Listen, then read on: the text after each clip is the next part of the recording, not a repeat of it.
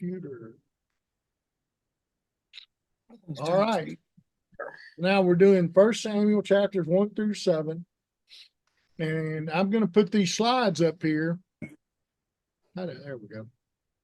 And I'm going to make it where y'all can pause the video and either copy these slides or make your notes from them. Are we sharing the screen? We are sharing the screen. So we're screen sharing. Good deal. Okay. I don't see it. Sorry, hang on.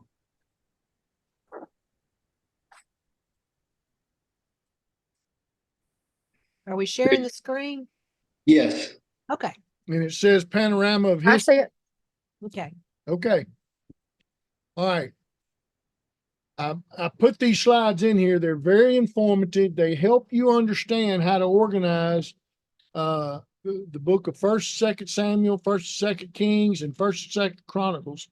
And so here's the first slide. This is the panorama of history. According to the biblical timeline, you've got creation, fall of man, flood, Abraham, the Exodus. The Exodus is when the nation of Israel is formally recognized. Give you a little hint. There's David, the exile. We'll cover that as we go along. Christ is about right here. Right in 70 AD, the nation of Israel was destroyed by the Roman Empire. So from this point on, right here, until the nation of Israel was created by the proclamation in 1947 to create the nation of Israel in Palestine, in the old protectorate, British protectorate called Palestine. What you had was what's called the diaspora, and that's basically it's a fancy word for saying they were forced to disperse. Okay, Genesis covers from creation to the Exodus, and the rest of the Old Testament is right here in this time period. Then there's about a 400-year gap between the last book in the Old Testament and the first book in the New Testament. Here's the New Testament period that covers Christ and the doing away of the nation of Israel. Okay. Now the monarchy. Let me go back one. Right here, between the Exodus and David, what have we been studying? We've been studying the book of Judges. The period of the Judges is about 365 years after the conquest of Canaan. All right, so now we're picking up with Samuel, Saul, David, Solomon.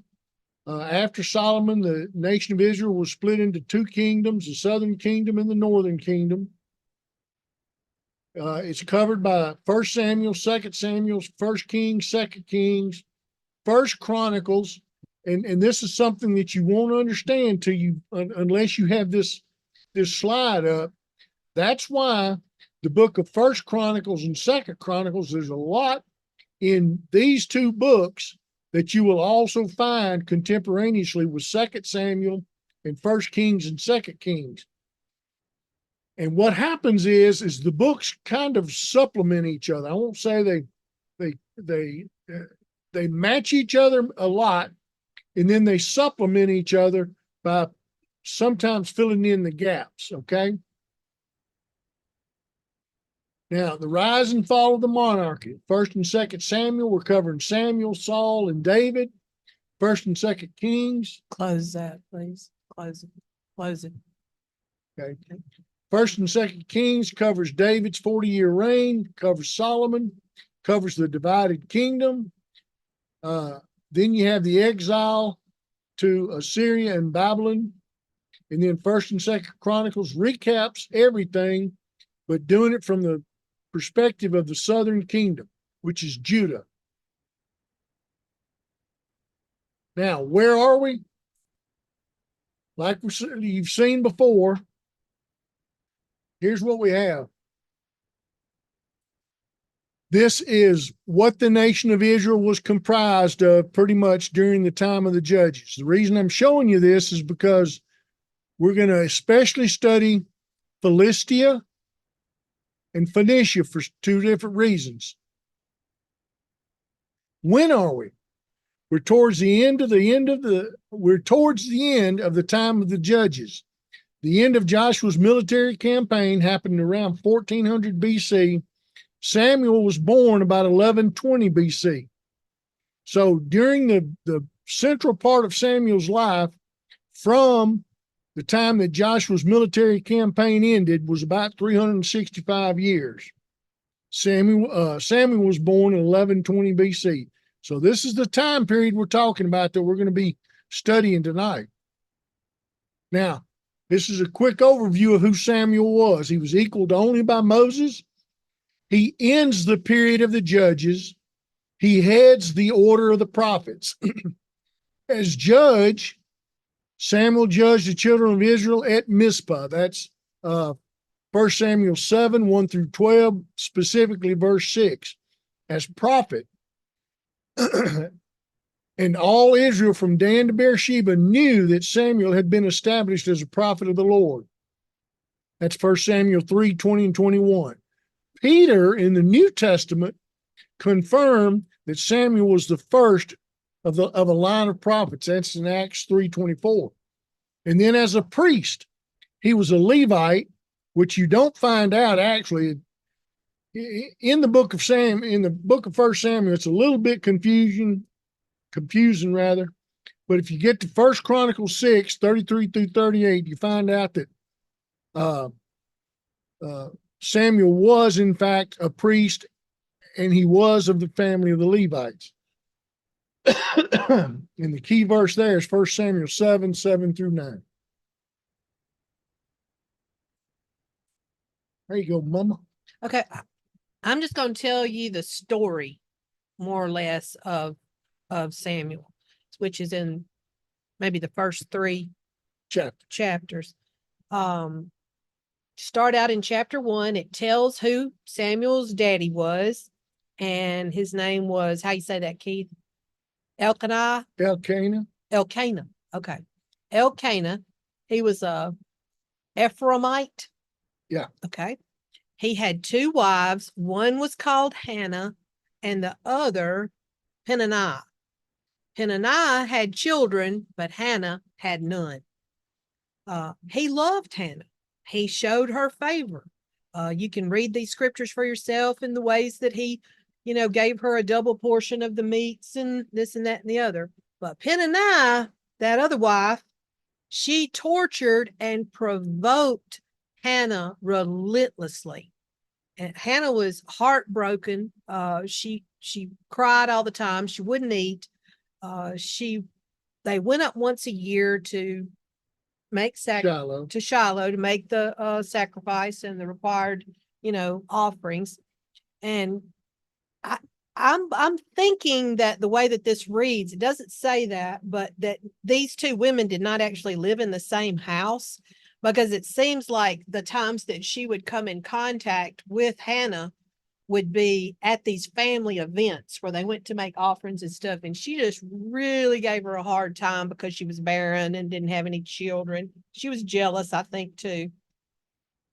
But in deep anguish, Hannah prayed in her heart, meaning silently to herself, weeping bitterly and moving her lips.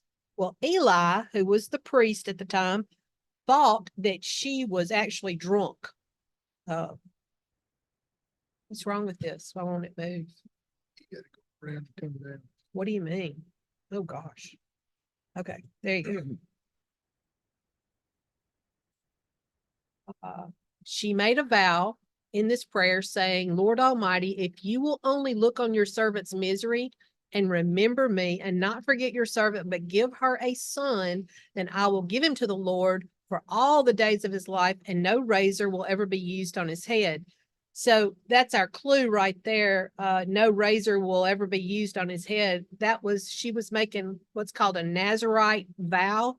It's an Old Testament vow that God gave to Moses for the Jews who were especially consecrating themselves to God. The vow required the Nazirite to abstain from wine and all other grape products, such as vinegar and grapes. They couldn't eat grapes nor wine. It was a grape thing. And refrain from cutting the hair on his head. The vow was voluntary And it was described in Numbers 6, 1 through 21, if you want to go and read that. And the one everybody would remember that is well known was the judge Samson. That was Samson's hair. had the same Nazarite thing vow. happen where the mom and dad had basically given him over to the Lord and said, here's what we'll do. And Evidently you could do the parents could actually do some, like super child baptism type thing. And then that's what you were and who you were. I right. guess you could go against it. I don't really know. But anyway, it says it's voluntary. We're going to see that, I think, in a minute. Go in peace. Eli answered her and said, go in peace, and may the God of Israel grant you what you've asked of him. He doesn't say he will, but he says, may he grant you. Well, somehow Hannah's spirits were greatly improved by that exchange with Eli. She did become pregnant. She gave birth to a son. She named him Samuel, which Samuel sounds like the Hebrew for heard by God. That's where he got his name. She said to her husband, after the boy is weaned, I will take him and present him before the Lord, and he will live there always. I think she did keep that promise. And Samuel was probably, we've determined by looking at things, he was probably around 3 years old when that happened. So he's 3 years old, he's weaned. They brought the boy to Eli the priest. She tells Eli, I'm the woman who stood here beside you praying to the Lord. She didn't say what I would have said. I was that woman you thought was drunk. I prayed for this child, and the Lord has granted me what I ask of him. So now I give him to the Lord. For his whole life he will be given over to the Lord. And he worshiped the Lord there. Hannah's prayer. These verses are what's called Hannah's prayer. It's one of the first prophecies for it's one of the prophecies for a king for Israel. We also see in Deuteronomy 17, 14 through 20, Moses predicted a king for Israel. So this is not the first time. She says, I just highlighted one little bit here, but it is not by strength that one prevails. Those who oppose the Lord will be broken. The Most High will thunder from heaven. The Lord will judge the ends of the earth. He will give strength to his king and exalt the horn of his anointed.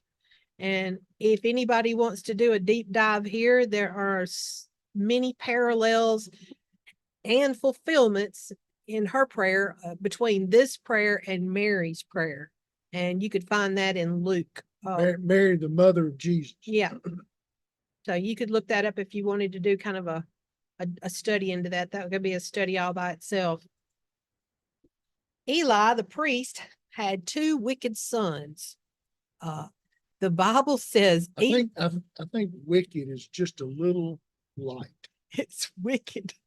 Well, we didn't talk about wicked before. We were supposed to. Remember, Hannah told the priest Eli, she says, don't think I'm a wicked woman. But if you look that up in the Hebrew, wicked actually means Daughter of Belial. Daughter of Belial, which you said is what? It's slang, but it basically means daughter of the devil or daughter of Satan. Mm-hmm. And these 2 sons are also referred to as sons of Belial. And it's Belial, sons of Belial, sons of the devil. And if you've watched some older movies, you've seen some, and it's showing country people, older people from 1700s, 1800s. Sometimes they will refer to a bad person as a son of Belial. Well, originally people thought that's just slang for that's a really bad person that's pretty worthless and with no redeeming value, except the Dead Sea Scrolls were found in 1947. And guess what? There are some Hebrew manuscripts. They're extra biblical. They're not in the Bible, but they literally refer to a son of Belial. Belial is a synonym for Satan. And so, when you hear say, you're just a son of the devil or something like that, you're trying to insult somebody. like I said, originally they thought that was a slang insult back in these days, but turns out it's probably not. I mean, they were literally, that's how bad they were when they were telling somebody they were a son or daughter of Belial. So go ahead, Mama. Okay, so it says Eli's sons were scoundrels. They had no regard for the Lord. Now, it was the practice of the priests that whenever any of the people offered a sacrifice, the priest's servant, and that always means a young man, would come with a three-pronged fork in his hand while the meat was being boiled. And they would plunge the fork into the pan or the kettle or the cauldron or the pot. And whatever the fork brought up, the priest would take for himself. And this is how they treated all the Israelites who came to Shiloh. A little bit of backstory there where we researched this. It seems that the meat itself, first of all of it was consecrated to God. They held up the whole thing and consecrated the whole thing. And then they carved it up, and certain parts would be boiled, and that would be the portions for the priest. And I think even sometimes it was for the family that had donated it. But the other part was put on the altar and burned to ash. That was the consuming of the Lord by fire of the thing. And he said to do this as a sweet aroma. We're going to get into that a little bit, but this is what happened. But even before the fat was burned, the priest's servant, meaning Eli's sons, would come and say to the person who was sacrificing, give the priest some meat to roast. He won't accept boiled meat from you, but only raw. They wanted it for barbecue, I guess. I don't know. If the person said to him, let the fat be burned first and then take whatever you want, the servant would answer, no, hand it over now. If you don't, I'll take it by force. This was in direct conflict with what God had told them was supposed to happen. The sin of the young men was very great in the Lord's sight, for they were treating the Lord's offering with contempt. And the reason is because when they were asking for raw meat, they were asking for, when the fork would grab the meat, it would grab the whole chunk of whatever had just been cut up. Whereas if the meat had been boiled a while, well, they were asking for it before it ever hit the pot. that's what I'm saying. They weren't even doing that. If it had been boiled a while, then what would happen is the meat naturally would pull away from the bone, and it'd be like pulled pork or pulled chicken. You know, all they got was a nice sized chunk, but the rest of it was left to be used for the sacrifice and for the other.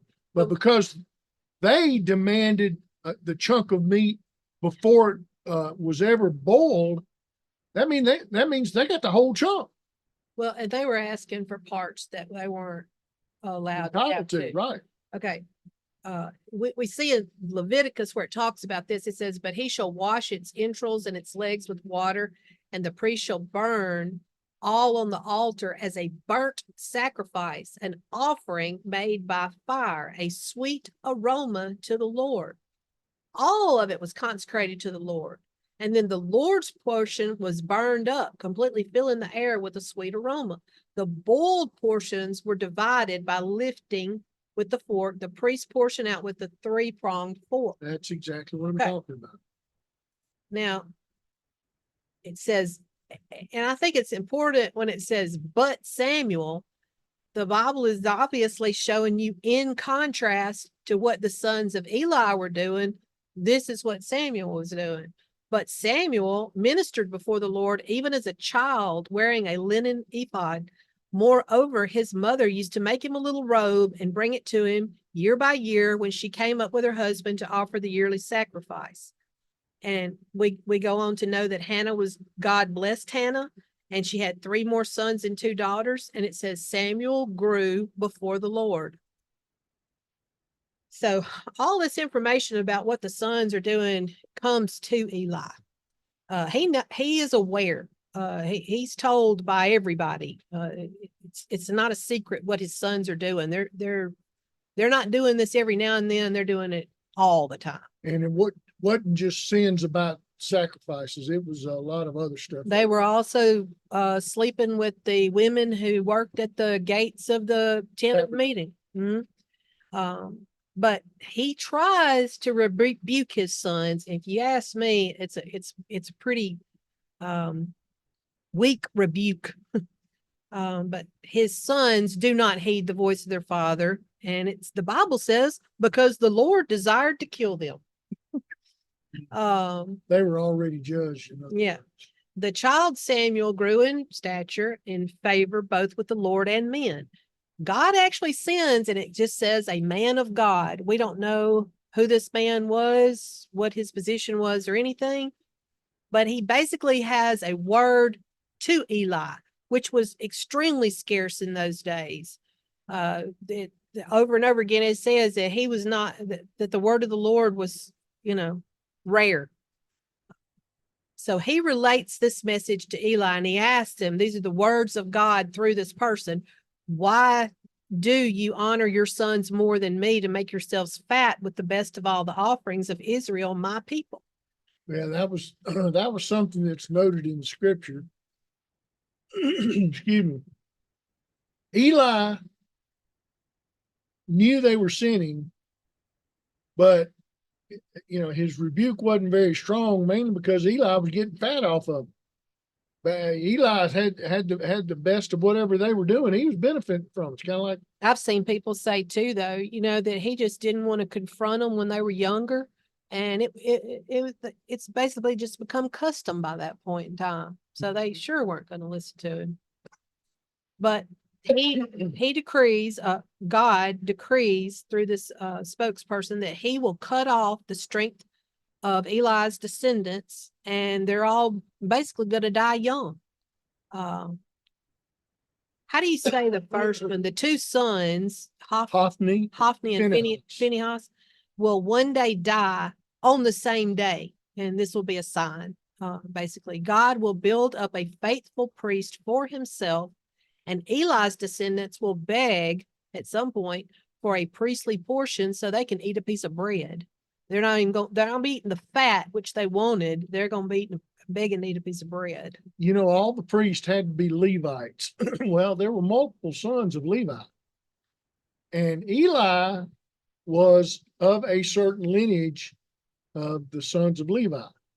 And what God prophesied is, Levi, your family line is going to cease to serve as priest. Your family line will be replaced by another family line out of the tribe of Levi, but it's not going to be yours. So the scriptures say, now the boy Samuel ministered to the Lord before Eli, and the word of the Lord was rare in those days. There was no widespread revelation. I kind of just wanted to read this part. So, and it came to pass at that time while Eli was lying down in his place, and when his eyes had begun to grow so dim that he could not see, and before the lamp of God went out in the tabernacle of the Lord, where the ark of God was, and while Samuel was lying down. So basically it's setting the tone here. The light of the lamps of the menorahs in there should burn for at least 30 minutes past sundown. So we know that it was just after the sun went down, within 30 minutes of it, because the lamps are still burning at least that long. So it's early in the evening. And it says, and the Lord called Samuel. And he answered, here I am. So he ran to Eli and said, here I am. You called? And he said, I did not call. Lie down again. And he went and lay down. Then the Lord called yet again, Samuel. So Samuel arose and went to Eli and said, here I am, for you called me. And he answered, I did not call, my son. Lie down again. Now Samuel did not know the Lord, nor was the word of the Lord yet revealed to him. And the Lord called Samuel again the third time. So he arose and went to Eli and said, here I am, for you did call me. I know I heard you. And Eli perceived that the Lord had called the boy. Therefore Eli said to Samuel, go and lie down, and it shall be, if he calls you, that you must say, speak, Lord, for your servant hears. So Samuel went and lay down in his place. And I think we have to comment here that, as you know, Samuel had served the Lord for as long as he could remember in his little life. He was still called. That is an important thing to remember. God still. Even though he's familiar, he had constant. We're going to go exposure. there. We're going to go there. Now the Lord came and stood.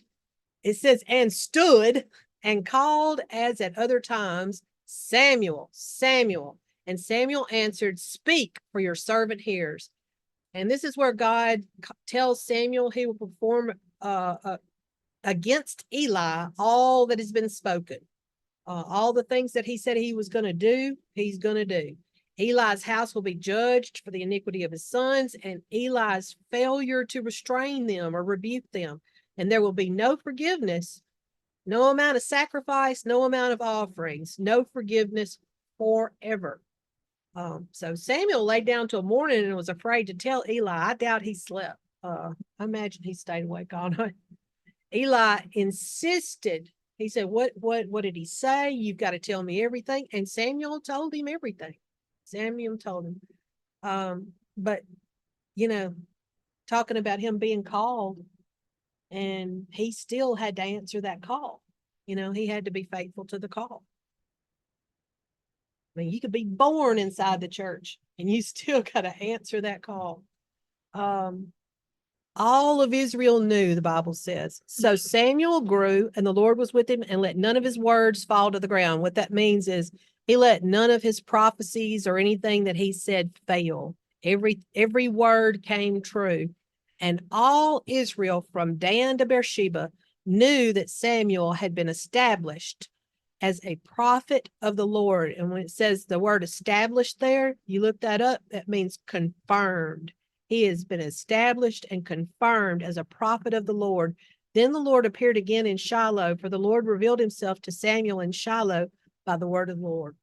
And in those times, the phrase from Dan to Beersheba, that's like saying from Maine to California in our day and age. Dan was in the far north. It was one of the most northernmost cities in the pre-kingdom Israel, and Beersheba was way down in the Negev desert, which is down southwest of the Dead Sea. Okay, and we don't usually, I mean, we're not here to do a life application study where we tell you how to apply all this to your life. I just want to make a few points right here. One is you can be informed. You can know the Bible backward and forward. You can know every scripture, where to find it. But even the demons can quote the scripture. Satan quoted the scripture when he was trying to tempt Jesus Okay. in the wilderness. You can be informed, but you can even be conformed. You can know the rules. You can stop at the stop signs. You can do the things. You can try to stop doing wrong things that you've been told are wrong. You can try to do right things that you've been told are right. But there's one more thing that has to happen, and you have to be transformed. And this is an inside thing. This is not an outwardly works thing. This is an inside thing that only God can do. This is letting God change you. Think about the offerings on the altar. You know, you're informed. You know that the burnt offerings are being made. You're conformed. You bring your own offering for sacrifice.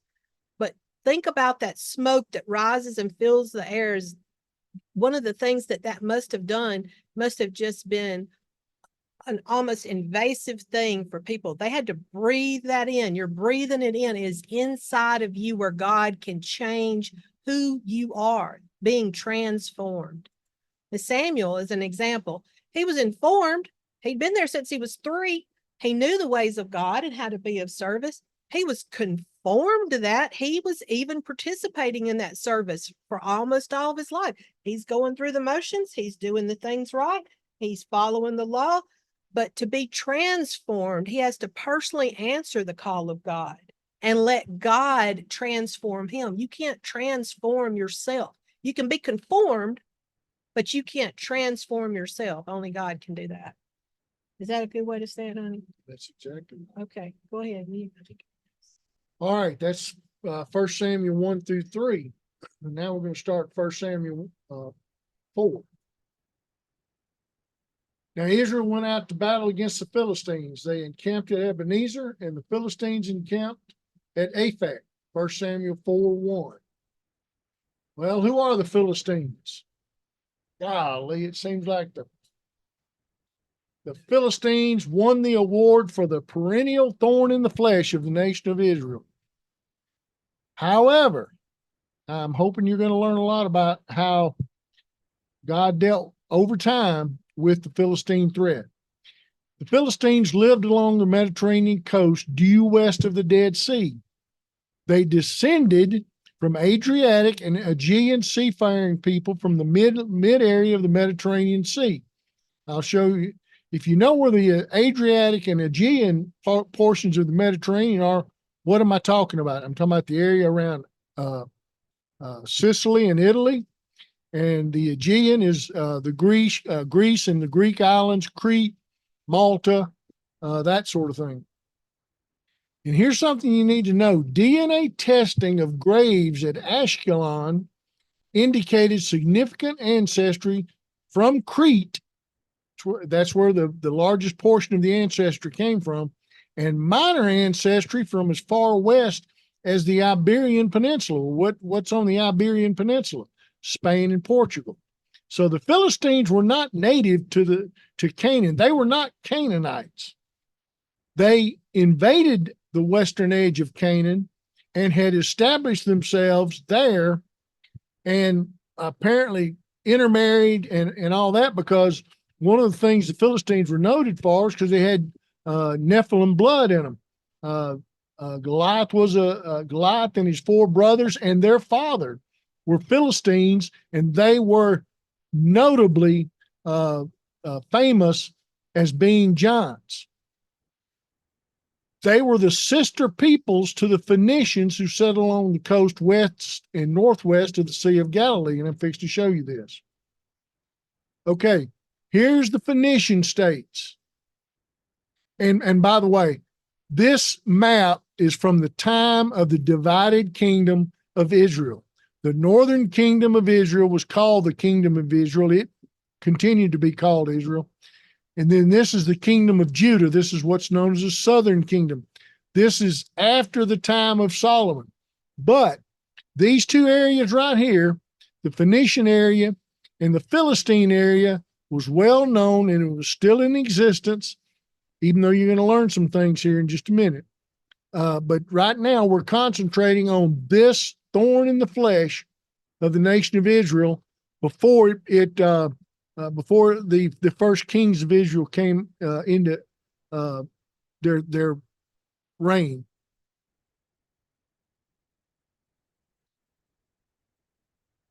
Now, at the invasion of Canaan by Joshua, here's what you need to understand. You know, we've said time and time again, where's the evidence? Where's the evidence? Where's the evidence?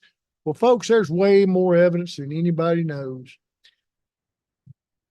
I'm going to give you some of the Philistines. The major fleeing happened during the reign of David, but some, when Joshua started conquering and winning battles, some of the Philistines fled to the northern coast of Africa during the conquest of Canaan by Joshua.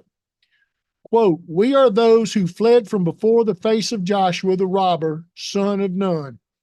This was on 2 stone pillars that were seen by Procopius. Now, Procopius was a 6th century AD Greek historian, and he wrote of the 2 stones that he himself had personally saw and read. And here's another quote, and it's done by somebody from the 10th century AD, and it's in a different book. They're looking at the same inscription, but this guy interprets it to say, "We are the Canaanites whom Joshua the robber persecuted." and this was seen and interpreted by Suidas in the 10th century AD. And his writings was in a book called the Suda.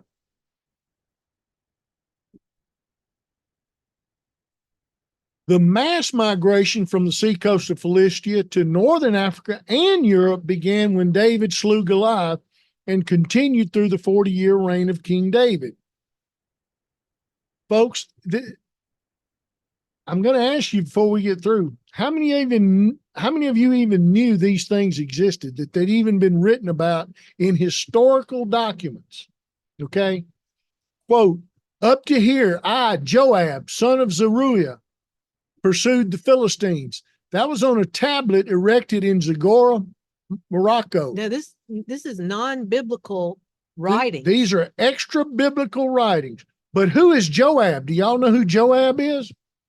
Joab is the commander of the Hebrew army under David. That's who Joab is. All right. Up to here came Joab, son of Zeruiah. That was on a stone tablet in the area of Tunis in Tunisia, North Africa. Up to here, Joab, general of the army, pursued the Philistines. That's another stone tablet, a different one, found in a different place in Morocco. Now, get this. This town right here, Hajir Suleiman, that actually means Rock of Solomon in Hebrew. Why would there be a reference to Solomon in North Africa? This is why. Because the Hebrews, apparently, the historical record shows that the Hebrews not only were after them all in the area of Canaan and Philistia on the eastern end of the Mediterranean, they actually sent out expeditions to follow them, to keep killing them. All right, the Berbers in Spain, and Berber is B-E-R-B-E-R.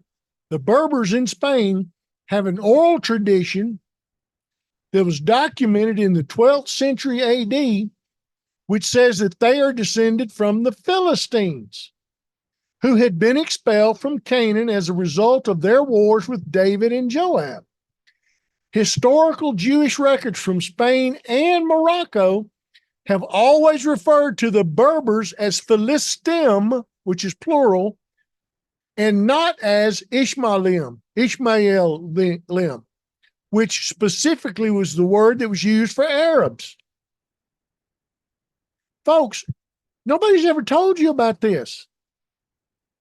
But this is more extra biblical documentation that supports the truthfulness and accuracy of our Bible.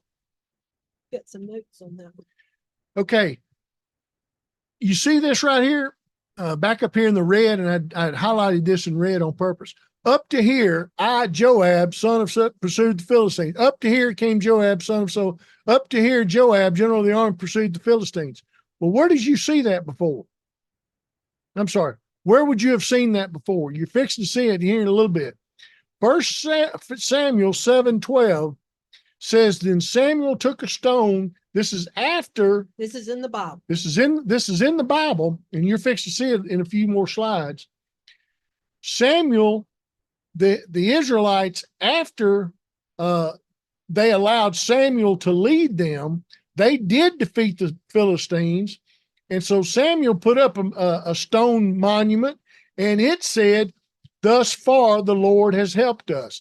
This was a very common phrase for the Hebrews to use whenever they had won a victory of some sort. Up to here came, up to here, Joab, up to here, thus far, the Lord has helped us. Yes. Okay. The mass migration from seacoast of Philistia to northern Africa and Europe began when David slew Goliath and continued through the 40-year reign of David. Here's a note. Procopius, the guy I mentioned before, a Greek historian in the 6th century AD, recorded at the same time in the same book that he wrote that there was a synagogue in Bereum, Cyrenaica, which is modern day Libya, that dated back to the time of Solomon. Why would there be Jews in North Africa that dated that far back? It's because they had pursued Philistines that far. Now let's go back and continue our 1 Samuel chapter 4. Now Israel went out to battle against the Philistines. They encamped at Ebenezer, and the Philistines encamped at Aphek. The Philistines drew up in line against Israel, and when the battle spread, Israel was defeated before the Philistines, who killed about 4,000 men on the field of battle. So at this point in time, the Hebrews suffered losses of 4,000 men, 4,000 casualties killed. And when the people came to the camp, the elders of Israel said, "Why has the Lord defeated us today before the Philistines? Let us bring the ark of the covenant of the Lord here from Shiloh, that it may come among us and save us from the power of our enemies." So can I paraphrase? Yeah, We are getting whooped. Go get the ark. that's exactly right. So the people sent to Shiloh and brought from there the ark of the covenant of the Lord of hosts, who is enthroned on the cherubim. And the two sons of Eli, Hophni and Phinehas, were there with the ark of the covenant of God. The two sons of Eli, remember the two we were just talking about? Those are the wicked ones. Those are the wicked ones. Well, notice the title of these next few slides: No Strategy Worth Having. I mean, this is not the way this is supposed to go down. Now, verse 8, woe to us! Who can deliver us from the power of these mighty gods? These are the gods, and these are the Philistines talking now. These are the gods who struck the Egyptians with every sort of plague in the wilderness. They didn't know Jehovah. They didn't know the one true God. Okay. So they're speaking out of ignorance, pretty much. Take courage and be men, O Philistines, lest you become slaves to the Hebrews as they have been to you. Be men and fight. Now I'm going to pause there and remind you what has been the time period up to now, the period of the judges. Remember, Israel would sin, God would let them be dominated. After enough years of suffering, they would cry out and they would promise to do better, and they would repent, and God would send them a judge to lead them to victory. Go ahead. This is so confusing right here if you don't read this carefully, because who is speaking here is the Philistines themselves. Right. And they're saying these are the gods. They don't even know God. They think that the Hebrews have got a bunch of gods. Yep. And they said, that's the gods that attacked our gods, the other gods in Egypt. You know, this powerful stuff. You better get to fight. Let's rise up, Let's fight, rise up. or we're going to be slaves just like we've been making slaves of the Hebrews. Yeah, you fix to be taken captive. Y'all don't get up here and fight. Well, that's what I'm saying. The time of the judges. And their reputation was that when they did take the Ark of the Covenant before them, they were victorious because God had told them to do it those times. Yeah. Yeah. Well, if you remember from the judges, Moabites invaded Israel. Philistines invaded Israel. There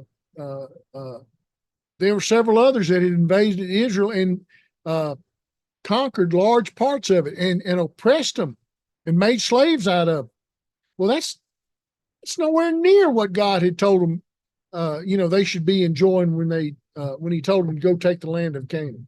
But they suffered because they wouldn't stay faithful to what God told them to stay faithful to. So anyway. So the result was?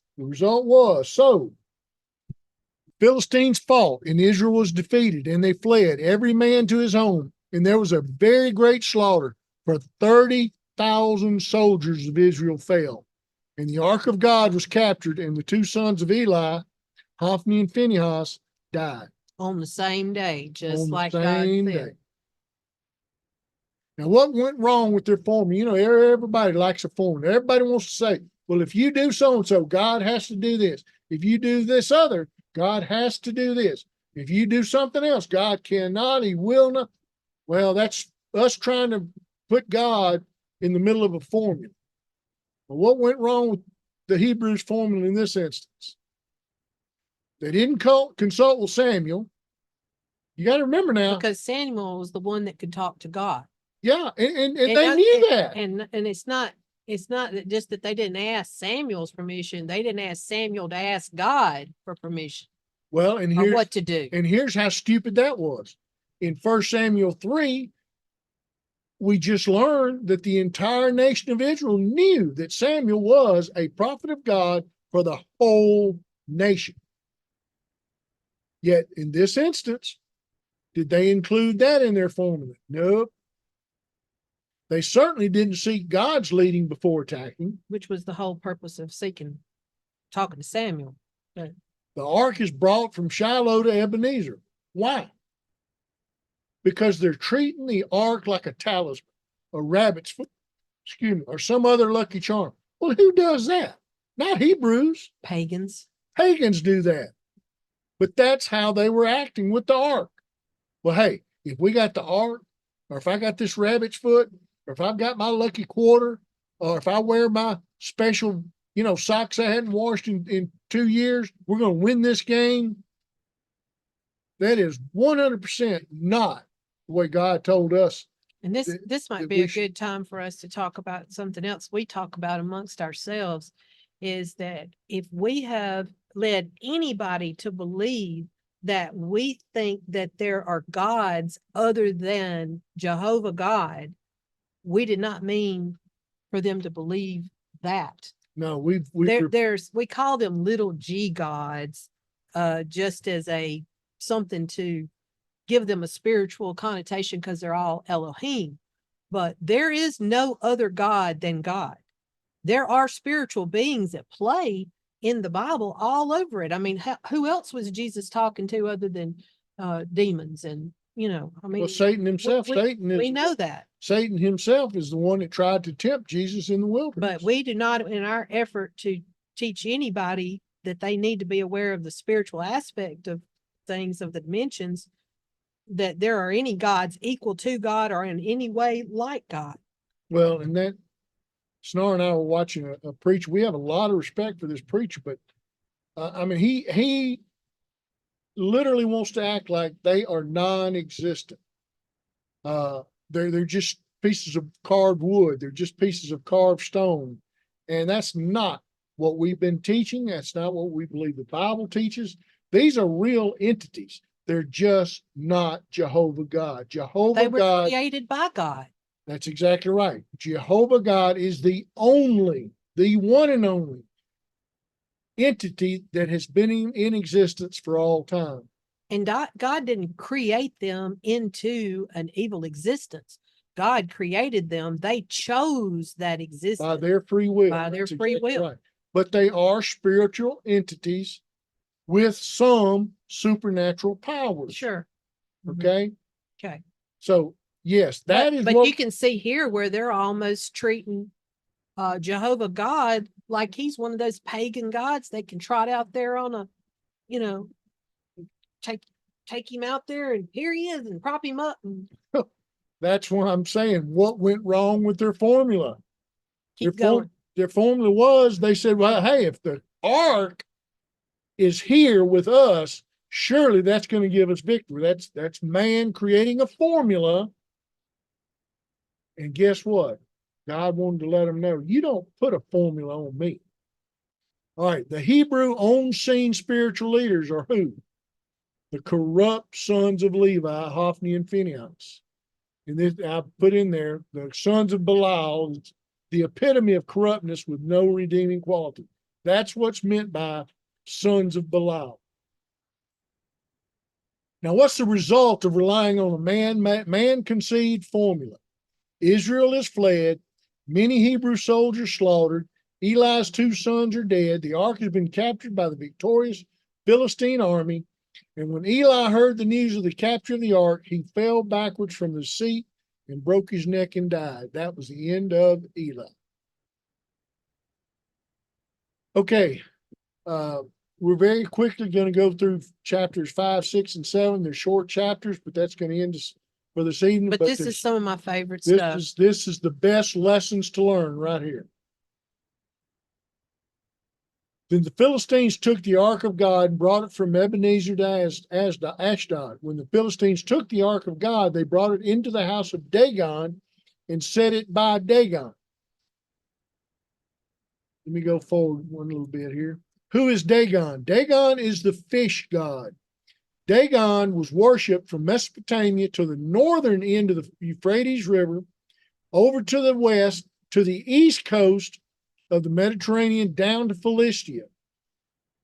Dagon was commonly referred to as the father of gods, also the creator god, usually associated with providing prosperity and controlling weather. Now, just what So they got Zara- the fish god, they got the fish and they're god. gonna set Jehovah up next to him in their God collection. In their God collection, yes. Okay. All right, now here's what you got to remember. Here's what we're saying. These little g gods that are real, that do exist, they are constantly, all through the Bible, trying to make human beings believe they are Jehovah, when there is no other Jehovah. There is one true God. Nobody, nothing created Jehovah. Jehovah has always been in existence. Everything else was created by God. But because they rebelled, we've covered this before, they want to take as many humans with them as they can because they hate us. They despise us.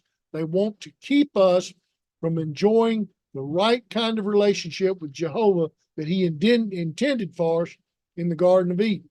So, does it surprise you to find that Dagon was commonly referred to as the father of gods or the creator God? No, shouldn't surprise you at all.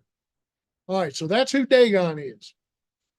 And when the people of Ashdod arose early in the morning, there was Dagon fallen on its face to the earth before the ark of the Lord. So they took Dagon and set it in its place again. And when they arose early the next morning, there was Dagon fallen on its face to the ground before the ark of the Lord. The head of Dagon and both the palms of its hands were broken off on the threshold. Only Dagon's torso was left of it. Therefore, neither the priest of Dagon nor any who come into Dagon's house tread on the threshold of Dagon in Ashdod to this day. What they do, step over it? We don't know. Don't know. Keep going. All right, I Keep going. told you who Dagon Already is. done it. And look, he's always pictured as half man, half fish. Now, here's a map to show you what we're talking about. Here is, see this pretty conforming green right here? That is the area of the Philistines. If you remember from the other map that I showed you, this is pretty much the area of the Philistines. Their main 5 cities was Gaza, Ashkelon, Ashdod, Ekron, and Gath. Gath, you remember, is the home of the 5 giant sons, including Goliath, and their father. Gath has been excavated, and there's a lot about the excavations of Gath that are so consistent with a tribe of people who are used to having large members of their clan. The hand of the Lord was heavy on the Philistines. The hand of the Lord was heavy against the people of Ashdod, and he terrified and afflicted them with tumors. And just so you'll know, the tumors were a special type. They were, when you read the Hebrew manuscripts, it makes it clear that there was Just spit it out. tumors in their secret parts. They were hemorrhoids. Well, that's what most Jewish writers believe, is that it was a plague of hemorrhoids. All the people suffered from hemorrhoids. Now, also in the same provision, there are some manuscripts that add, in the midst of their land, rats sprang up, and there was a great death panic in the city. Now, the reason that makes sense, you're going to see later on. But right now, this is what the English Standard Version says. It doesn't say talk hemorrhoids. just says tumors, and there's no mention of rats yet. Where was it? That's okay. You don't have to read all of it. We're running short on time. And when the men of Ashdod saw how things were, they said, the ark of the God of Israel must not remain with us, for his hand is hard against us and against Dagon our God. So they sent and gathered together all the lords of the Philistines and said, what shall we do with the ark of the God of Israel? They answered, let the ark of the God of Israel be brought around to Gath. Well, that's kind of like, I ain't solving much if I'm just going to give it to another city just like us. Originally said, let Brandon have it. Yeah, originally said, let Brandon have it. So they brought the ark of the God of Israel there. But after they had brought it around, the hand of the Lord was against that city, causing a very great panic. And he afflicted the men of the city, both young and old, so that tumors broke out on them. So they sent the ark of God to Ekron. And as soon as the ark of God came to Ekron, the people of Ekron cried out, they have brought around to us the ark of the God of Israel to kill us and our people. They sent therefore and gathered together all the lords of the Philistines and said, send away the ark of God of Israel and let it return to its own place, that it may not kill us and our people. For there was a deathly panic throughout the whole city. The hand of God was very heavy there. The men who did not die were struck with tumors, and the cry of the city went up to heaven. So apparently, It could have been like testicular or something like that. could have been, You know, could have been because testicular it says the men. tumors. Yeah. But and apparently some of the men were dying of the disease and not just suffering. That's why I was saying that. Now, here's your map. It was at Shiloh. It went to Ebenezer when the elders said, let's go get the ark. You know, we got our fannies whipped the first time. So it went to Ebenezer. They fought, and the Philistines took it to Ashdod. There's Ashdod. From Ashdod, it went to Gath. There's Gath. Then it went to Ekron, and now they've had about a belly full of suffering. So now they're getting ready to give it back. All right, enough is enough. Now the ark of the Lord was in the country of the Philistines 7 months, and the Philistines called for the priests and the diviners, saying, what shall we do with the ark of the Lord? Tell us how we shall send it to its place. So they said, if you send away the ark of the God of Israel, do not send it empty, but by all means return it to him with a trespass offering. Then you will be healed, and it will be known to you why his hand is not removed from you. Then they said, what is the trespass offering which we shall return to him? They answered, 5 golden tumors and 5 golden rats, according to the number of the lords of the Philistines. That's weird.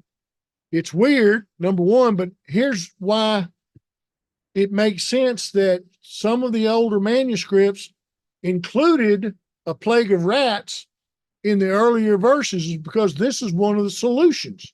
One of the solutions is golden rat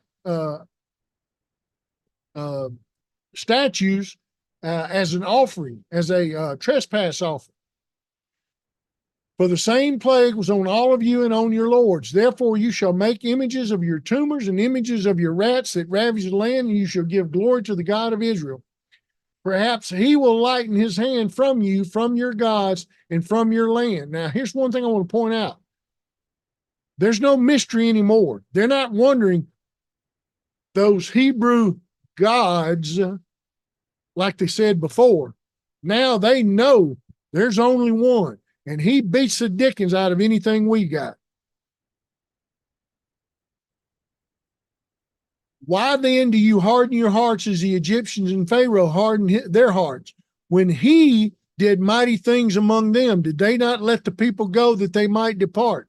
Now therefore make a new cart, take 2 milk cows which have never been yoked. Okay, listen close on this part. Yeah. Take 2 milk cows, or I thought it was oxen. Nope. Take 2 milk cows which have never been yoked. Okay. And hitch the cows to the cart, and take their calves home away from them. Then take the ark of the Lord and set it on a cart, and put the articles of gold which you are returning to him as a trespass offering in a chest by its side. Then send it away and let it go. And watch, if it goes up the road to its own territory, to Beth Shemesh, then he has done us this great evil. In other words, he has done this great calamity He's to us. responsible. But if not, then we shall know that it is not his hand that struck us. It just happened to us by chance. So, yeah, if you've not lived on a farm and you have not been around, Landon, our daughter, got this immediately when she read this. Mhm. I hate she's not on here tonight, but you take a calf off of a cow, and you better have some strong fence between them. And the entire first night, maybe the first 2 or 3, they scream for each other so hard and try to get to each other that they go hoarse and make this weird just sound. The next No. morning, they'll all be out there going, oh. They lose their voice. They completely lose their voice. but They're they belling try for each other. as hard as they can to get back to that calf. But the thing about it is they will not leave each other. They will not. They will press up whatever fence divides them. And you really don't want a single fence to divide them. You really want them like 2 fences apart. So you've got 2 cows that have never pulled a cart. Can you imagine what kind of rodeo that ought to be? Hmm. They hook them up, and then they decide to put a bunch of weight on them. They got all that. I'm sure that stuff was gold. They pull their calves off of them and send them somewhere, take them away back toward town. And then they say, okay, if God is in this, then those cows will go up that road, because that's impossible in the natural. Now, here's what you need to understand. The scripture refers to the test as being simply, does the cart go in the direction toward where it needed to, this particular town that they named? That's the test that you read in the Bible. But to the uninitiated, The unfarmed, you have no idea how unbelievable the test really is.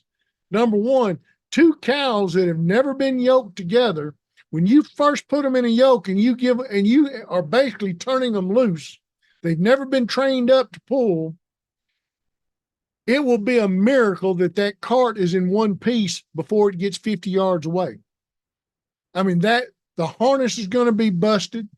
The cart's not going to last. Okay. I see it, sweetie. Then the mamas leaving the calves. Well, if the mamas were going to go anywhere, they're not going to be going away from that town. They're going to be going wherever the 2 the calves were taken. Okay. So this is number 3. So, quote, the cart going in a particular direction would have been the least of the miracles. Well, how well did the test of the Lord work out? Then the men did so. They took 2 milk cows and hitched them to the cart, shut up their calves at home. The cows did not turn to the right or to the left. And the lords of the Philistines went after them to the border of Beth Shemesh. Now the people of Beth Shemesh were reaping their wheat harvest in the valley. They lifted their eyes and saw the ark. They took it. When the 5 lords of the Philistines saw it, they returned to Ekron the same day. And I'm trying to go through this fast just because we're out of time. Then he struck the men of Beth Shemesh because they had looked into the ark of the Lord. And here's something I've always wondered. I'd never seen it, but I knew what I'd been told about what was supposed to be in the ark. It's been gone for 7 months into the hands of the enemy. I mean, they could have put a bomb in there that they could have taken. They thought maybe they took something out. I mean, you kind of wondered, that's my wonder. Why does God judge them so harshly when it would have been the natural inclination to I say? don't think he judged them that harshly. I think that the power of God struck that many people. That when they opened the ark, That could be. they touched that ark, and you think about what was that? Raiders of the Lost Ark. And they said, "Don't look, don't look, don't look." Oh yeah. I mean, Yeah. that's in my mind the power that was in that and caused that many people to die. They did that to themselves. He didn't say, "I'm going to strike 50,000." He just killed. Well, and here's something else. The vast majority of Hebrew manuscripts from this passage in the Bible does use the phrase 57,000 men.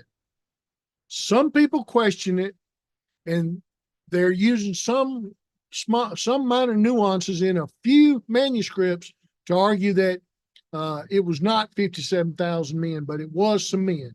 Okay. And after that, they said, "Hey, you folks, come get these, get this ark. We've suffered enough." So they did. Okay. Here's the map from Ekron to Beth Shemesh, and then it ended up in Kiriath Jearim, and that's where it stayed for 20 years. Samuel is judge, prophet, and priest at Mizpah. Samuel, We saw that earlier, the extra biblical writings about the rock of Samuel, Mizpah. Wasn't that Mizpah? yeah. Okay. Then Samuel spoke to all the house of Israel, and this is the last chapter we're going to study, 1 Samuel 7. If you return to the Lord with all your hearts, then put away the foreign gods and the Ashtoreths from among you, and prepare your hearts for the Lord, and serve him only, and he will deliver you from the hand of the Philistines. So the children of Israel put away the Baals, plural. This is in the English translation, and the Ashtoreths, plural, basically saying the male and female pagan little g gods, and serve the Lord only. And Samuel said, "Gather all Israel to Mizpah, and I will pray to the Lord for you." So they gathered together at Mizpah, drew water, and poured it out before the Lord.